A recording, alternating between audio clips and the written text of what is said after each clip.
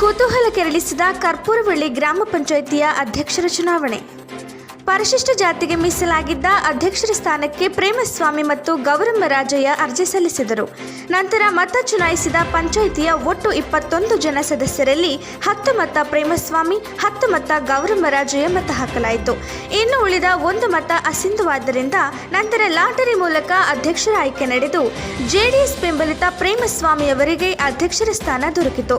ಚುನಾವಣಾಧಿಕಾರಿಯಾಗಿ A Vinod, PDO Srinivas, ಕಾರ್ಯದರ್ಶಿ ರವಿಸ್ವಾಮಿ, DO ಸ್ವಾಮಿ, ಸದಸ್ಯರಾದ ರಾಂಪುರ ಲೋಕೇಶ್, ಮುಖಂಡರುಗಳಾದ ತಾಲೂಕ್ ಪಂಚಾಯಿತಿ ಮಾಜಿ ಸದಸ್ಯ ರವಿ ತಂದ್ರೆಕೊಪ್ಪಲು, ಮಾರ್ಕಂಡೇಗೌಡ, ಪುರುಷೋತ್ತಮ, ನಟರಾಜು, ಸುನಿಲ್ ಕುಮಾರ್, ಮಂಡೂರ್ ಕುಮಾರ್, ಮೂಡ್ಲುಬೇಡು ರಘು, ಫಿಶ್ ಶಿವು ಸೇರಿದಂತೆ ಇನ್ನಿತರು ನೂತನ ಅಧ್ಯಕ್ಷರನ್ನು ಸನ್ಮಾನಿಸಿದರು. ಆರ್ಜೆ ನ್ಯೂಸ್ ಜೊತೆ ಬಸವರಾಜು, ಸಾಲಿಗ್ರಾಮ. ಮಾಜಿ MLA